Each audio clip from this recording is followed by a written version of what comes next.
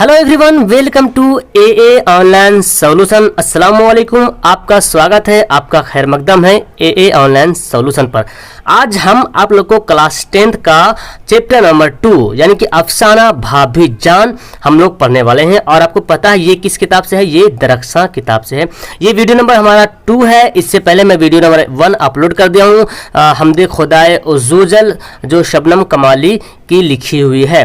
तो आप अगर उसको नहीं देखे हैं तो आप नीचे डिस्क्रिप्शन में लिंक दिया हुआ, आप वहां पर जाकर के उसको देख सकते हैं। तो मैं इसमें आपको पूरा सब्जेक्टिव बताऊंगा, जिसमें आपको ऑब्जेक्टिव भी मिल जाएगा। और इस लेसन से जितना सारा सब्जेक्टिव क्वेश्चंस पूछे जाते हैं आपके बोर्ड एग्जाम में, इससे बाहर नहीं रहेगा। ओके, तो बड़ा मजा आने वाला वीडियो शुरू से लेकर आखिर तक देखिए। और वीडियो अच्छी लगेगी तो लाइक जरूर कीजिएगा। ओके, और पहली बार आए तो सब्सक्राइब भी कर दीजिए, बिकॉज आपका वीडियो यहाँ पे सुबह शाम 7 बजे लाइव के रूप में जाते रहता है और बीच में भी वीडियो जाता है। तो आइए यहाँ पे स्टार्ट करते हैं।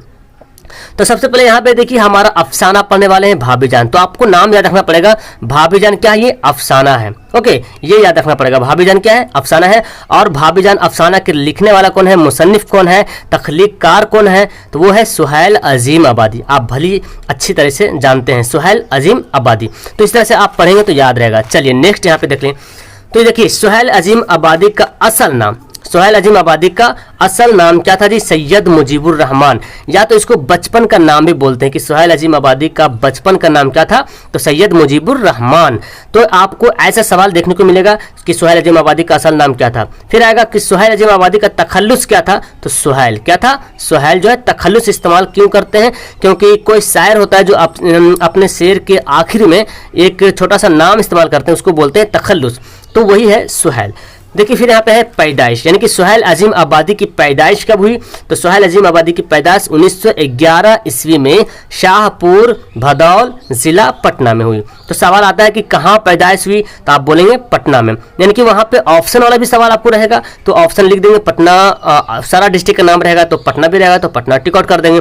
और यहाँ पे सबसे इंपॉर्टेंट ये डेट याद करना है और ये पटना याद रखना है। फिर यहाँ पे देखिए वफात, सुहैल अजीम आबादी की वफात कब हुई? तो सुहैल अजीम आबादी की वफात 1980 ईस्वी में हुई थी। ओके, तो यहाँ पे ये तो समझ गए पैदाइश वफात बहुत इंपॉर्टेंट है। किसी का भी कोई भी मुसन्निफ हो, कोई भी तख्लीक़कार हो, कोई भी लिखने वाला हो, उनका पैदाइश कब हुआ, उनकी वफात कब हुई, वो ये सब सवालात काफ़ी इंपॉर्टेंट है।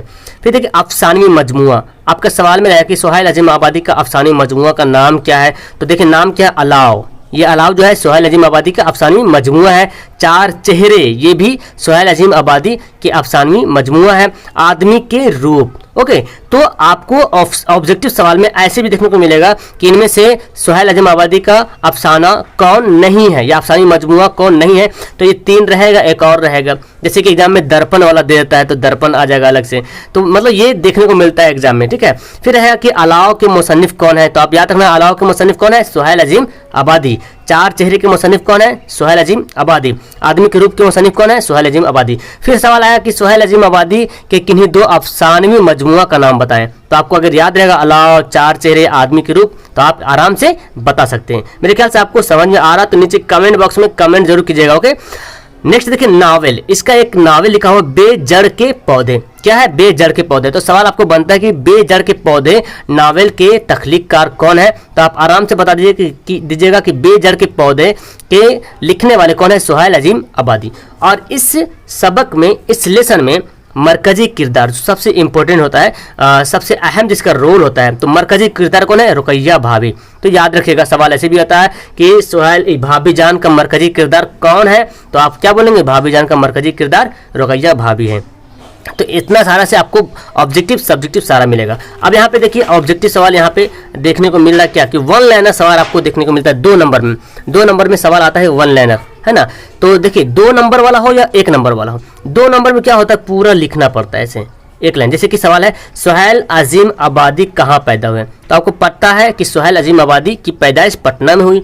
तो अगर ऑप्शन रहेगा, सेम सवाल है, सेम सवाल रहेगा ऑप्शन में, ऑब्जेक्टिव में पटना, छपरा, भागलपुर, मुजफ्फरपुर दे देगा तो आपको पटना टिक आउट कर देंगे। वहाँ क्या कि आपको टिक लगाएंगे पटना में तो आपको 1 नंबर मिल जाएगा। लेकिन आपको यहाँ पे 2 नंबर सवाल में सिर्फ पटना नहीं लिखना है, सुहैल अजीम आबादी पटना में पैदा हुए, पूरा एक लाइन लिखना पड़ेगा आपको, तब जाकर के आपको 2 नंबर मिलेगा। समझ में आ रहा है ना। अगर सिर्फ पटना लिख देंगे तो आपको फिर 2 नंबर नहीं मिलेगा, मे भी 1 नंबर मिल सकता है। तो पूरा लिखना पड़ेगा सुहेल अजीम आबादी पटना में पैदा हुआ। अगर आपका 2 नंबर का सवाल रहेगा तब, ऐसे सवाल रहेगा तब, ठीक है, तब आपको लिखना है। और 2 नंबर का सवाल आई थिंक 10-12 सवाल आता है एग्जाम में। फिर नेक्स्ट सवाल देखिए क्या है, सुहेल अजीम आबादी के बचपन का क्या नाम था। तो आपको लिखना पड़ेगा सुहेल अजीम आबादी के बचपन का नाम मुजीबुर रहमान था। ओके, सुहेल अजीम आबादी के बचपन का नाम मुजीबुर रहमान था। तो बहुत सारे स्टूडेंट ऐसे हैं जो मेरे पास कमेंट करते सर कि मुझे उर्दू पढ़ना नहीं आता है तो कैसे लिखेंगे। तो देखिए अभी से आप अगर पढ़ना शुरू कीजिएगा, यानी कि कोशिश करेंगे तो सारा कुछ होता है। ओके, कोशिश करें तो क्या ना होए, आपको पता है। तो हर कुछ संभव हो सकता है। तो मैं जो पढ़ा रहा हूँ, मैं जो बता रहा हूँ, इसको आप खुद से पढ़िए और सबसे बेहतर तरीका है इसको आप कॉपी पे नोट करने की कोशिश कीजिए, ये भी बेहतर तरीका है। चलिए यहाँ पे देखिए नेक्स्ट है कि सुहेल अजीम आबादी के अफसानों का पहला मजमुआ का नाम क्या है। तो ये भी बहुत इंपॉर्टेंट सवाल है। ये आपका 2 नंबर सवाल है, पूछा गया एग्जाम में, बहुत बार एग्जाम में आया हुआ है। सुहेल अजीम आबादी के अफसानों का पहला मजमुआ का नाम क्या था और वो कब शाये हुआ, यानी कि कब प्रकाशित हुआ, ये बताना आपको। तो देखिए सुहेल अजीम आबादी के अफसानों के पहला मजमुआ 4 चेहरे, कौन सा है, 4 चेहरे जो है पहला अफसानवी मजमुआ है। और 4 चेहरे की शाये कब हुई, तो तकरीबन 1934 में 4 चेहरे की शाये हुई। तो आपको याद रखना पड़ेगा, सवाल ऐसे भी दे सकता है कि 4 चेहरे का शाये कब हुआ, तो आपको देना पड़ेगा 1934 में। लेकिन ये आपका एक ही सवाल में है तो आपको आंसर देना पड़ेगा सुहेल अजीम आबादी के अफसानी मजमुआ का पहला अफसानों का पहला मजमुआ का नाम क्या था और वो कब शाये हुआ। तो पूरा लिखेंगे आप, यहाँ से यहाँ तक लिखिएगा, तब आपको 2 नंबर मिलेगा। सुहेल अजीम आबादी के अफसानों के पहला मजमुआ 4 चेहरे है जो तकरीबन 1934 में शाये हुआ। तो आप पूरा लिखिएगा तब आपको कहीं जाकर के 2 नंबर मिल जाएगा। तो ये 2 नंबर 1 लाइनर सवाल में आता है। और बस वही है, आप जो ऑब्जेक्टिव याद कर रहे हैं, आपका सब्जेक्टिव भी 2 नंबर का इजी से बन जाएगा। नेक्स्ट यहाँ पे देखिए, सुहेल अजीम आबादी की इब्तदाई तालीम किस मदरसा में हुई। ओके, सुहेल अजीम आबादी की इब्तदाई तालीम किस मदरसा में हुई। तो देखिए सुहेल अजीम आबादी की इब्तदाई तालीम भदोली गांव के मदरसा में हुई, यानी कि भदोली गांव में मदरसा है, वहीं जो है इब्तदाई तालीम का मतलब प्रारंभिक शिक्षा, शुरू में जहां से पढ़ाई स्टार्ट करते हैं उसके बारे में बोला जा रहा है। और ये जो भदौली गांव था वो क्या था, ननिहाल। तो आपका ऑब्जेक्टिव सवाल में आता है ये भी कि सुहेल अजीम आबादी की इब्तदाई तालीम कहाँ हुई। तो ऑप्शन देता है ननिहाल, ददिहाल, इस तरह से ऑप्शन देता है। तो आपको याद रखना पड़ेगा ननिहाल में, यानी कि नानी के घर में ही उनकी इब्तदाई तालीम हुई। तो आई थिंक आपको यहाँ तक समझ में आया होगा।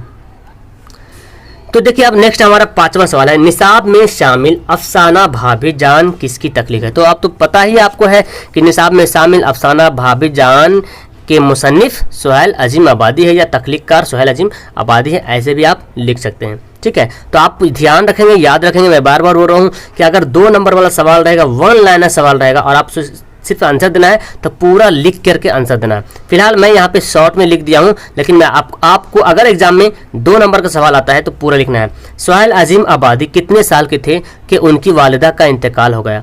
तो आपको पूरा, अगर 2 नंबर में सवाल आएगा तो पूरा लिखना पड़ेगा सुहेल अजीम आबादी 1 साल के थे कि उनकी वालिदा का इंतकाल हो गया। और अगर ऑब्जेक्टिव रहे तो आप डायरेक्ट 1 साल को टिक आउट कर लीजिएगा, आपका आंसर हो जाएगा। समझ रहे हैं आप, चलिए ठीक है। नेक्स्ट यहाँ पे है, थोड़ा सा इसको ये करते हैं, सुहेल अजीम आबादी का घरेलू माहौल कैसा था। सुहेल अजीम आबादी का घरेलू माहौल कैसा था। तो जमींदाराना, क्या था, जमींदाराना, यानी कि जमींदार जो होता है उसको बोलते हैं जमींदाराना। तो अगर 2 नंबर का रहे तो पूरा लिखना है और ऑब्जेक्टिव रहे तो सिर्फ टिक आउट इशू करना है। नेक्स्ट यहाँ देखिए, सुहेल अजीम आबादी ने कौन सा रोजाना अखबार निकाला। ये बहुत इंपॉर्टेंट सवाल है। तो साथी नाम का एक अखबार था, जो रोजाना जो अखबार निकलता है ना छोटा सा, उसको बोलते हैं, है ना। तो कौन सा अखबार निकाला था, साथी। आई थिंक आपको समझ में आ जाएगा। फिर ये सवाल देखिए आपका 2020 में एग्जाम में आया था कि सुहेल रुकैया भाभी का अख्तर से क्या रिश्ता था। हालांकि ऑब्जेक्टिव सवाल में आता है, लेकिन ये इस बार आ गया था। रुकैया भाभी का अख्तर से क्या रिश्ता था, तो देवर का, क्या था, देवर का। अगर 2 नंबर में सवाल आता तो रुकैया भाभी का अख्तर से देवर का रिश्ता था, ऐसे लिखेंगे। और अगर ऑब्जेक्टिव आया तो सिर्फ देवर यहाँ पे टिक आउट करेंगे। चलिए नेक्स्ट यहाँ पे आपको सवाल है, सुहेल अजीम आबादी ने किस शोबे में मुलाजमत की, यानी कि किस विभाग में नौकरी की थी, ये बताना है।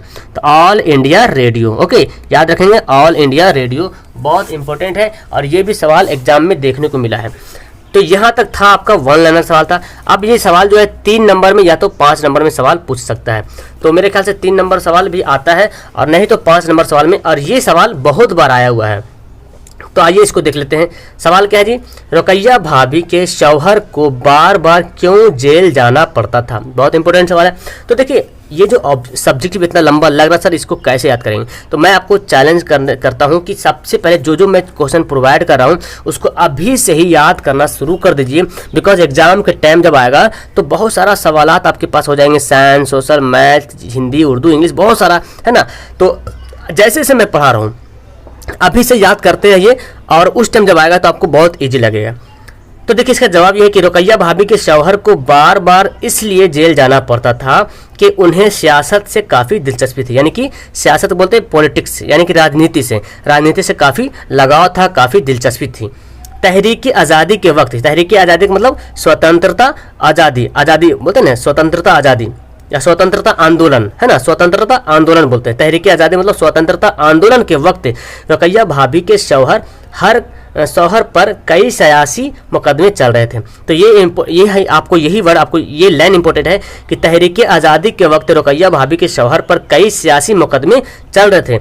एक मुकदमे से रिहाई होते ही दूसरे मुकदमों में जेल जाना पड़ता था, यानी कि जैसे कि कुछ मुकदमा होता था 2 साल का, कुछ 3 साल का, तो 2 साल हुआ ख़त्म, वो मुकदमा से रिहाई मिली और फिर 3 साल वाला जो मुकदमा लगा वो फिर उस पर चली गई जेल। तो ऐसा देखने को मिलता था। तो यहाँ पे वही लिखना है आपको, रुकैया भाभी के शौहर पर कई सियासी मुकदमे चल रहे थे, एक मुकदमे से रिहाई होते ही दूसरे मुकदमों में जेल जाना पड़ता था। यही वजह है कि रुकैया भाभी के शौहर को बार बार जेल जाना पड़ता था। बस आप इतना लिखेंगे तो ये अगर 3 नंबर वाला सवाल में आ जाएगा तो आपको 3 नंबर से 1 नंबर के आधा नंबर भी कोई काट नहीं सकता है, मुझे पूरा उम्मीद है। हाँ, बाकी आपका राइटिंग पे डिपेंड करता है जी, आप कैसे लिखते हैं, है ना। तो आप प्रैक्टिस कीजिए अभी से लिखने के लिए और इंशाल्लाह आपकी राइटिंग सुधर जाएगी। आइए आगे सवाल की तरफ बढ़ते हैं।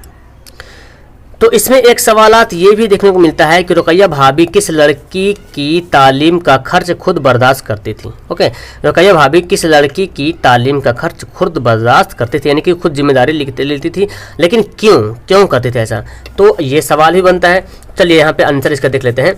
रुकैया भाभी शिम्मी नाम की लड़की की तालीम का खर्च खुद बर्दाश्त करती थी, यानी कि किस लड़की की, तो शिम्मी नाम की तालीम का खर्च खुद बर्दाश्त करती थी, इसलिए कि शिम्मी बहुत गरीब लड़की थी। ओके, शिम्मी जो है बहुत ही गरीब लड़की थी, उसे पढ़ने का ज़ौक़ बहुत ज़्यादा था, यानी कि लड़की गरीब थी लेकिन पढ़ने का शौक़ ज़्यादा था। और ऐसा देखा भी जाता है, आप लोग महसूस किए होंगे, गरीब फैमिली के स्टूडेंट, गरीब फैमिली के बाल बच्चा यानी कि बेटा बेटी ही को पढ़ने का ज़्यादा ज़ौक़ होता है, ज़्यादा शौक़ होता है, दिलचस्पी ज़्यादा पढ़ाई में होता है। अमीर लोग तो वाह में ही रहते हैं ना। तो यहाँ पर वही है कि सिम्मी बहुत गरीब लड़की थी, उसे पढ़ने का ज़ौक़ बहुत ज़्यादा था, लेकिन गुर्बत की वजह से, गुर्बत की वजह से है ना, वालिदैन उसकी तालीम का खर्च बर्दाश्त नहीं करती थी। तो गुर्बत ज़्यादा थी तो इसकी वजह से उसकी जो वालिदैन थे, उसके जो माँ बाप थे, उसकी तालीम का खर्च बर्दाश्त नहीं कर पाते थे। तो रुकैया भाभी कॉलेज में लेक्चरर थी, जिस कॉलेज में वो पढ़ाती थी वहाँ एक जो है लेक्चरर थी रुकैया भाभी, इसलिए उन्होंने सिम्मी की तालीम का खर्च अपने जिम्मे ले लिया, यानी कि तो रुकैया भाभी कॉलेज में लेक्चरर थी, इसीलिए उन्होंने सिम्मी की तालीम का खर्च अपने जिम्मे ले लिया। इसी तरह वो दूसरे हाजतमंदों की मदद भी किया करते थे, यानी कि इसके अलावा और भी कोई किसी को ज़रूरत पड़ती थी पैसे की या किसी तरह से भी, तो उनको मदद किया करते थे।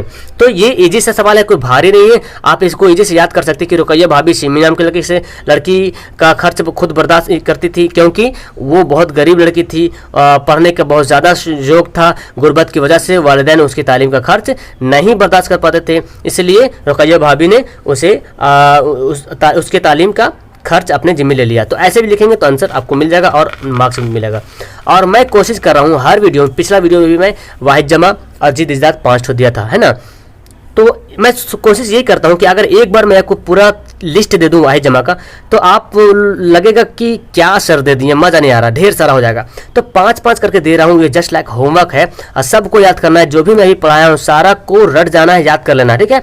वाहिद जमा क्या है कि गरीब, गुरबा, अमीर, उमरा, हक, हुकूक, जिद की जमा, इज़्दाद, लफ्ज़ की जमा, अल्फाज। तो ये वाहिद जमा याद करना है। आप एक बार याद कर लेंगे तो मैं उम्मीद करता हूँ कि आप फिर कभी भूलेंगे नहीं, बिकॉज आपको वहाँ पे ऑप्शन वाला सवाल आएगा कि गरीब की जमा क्या है, तो आपको याद रहेगा गुरबा, तो आराम से टिकट कर लेंगे, लिखने की जरूरत भी नहीं पड़ेगा।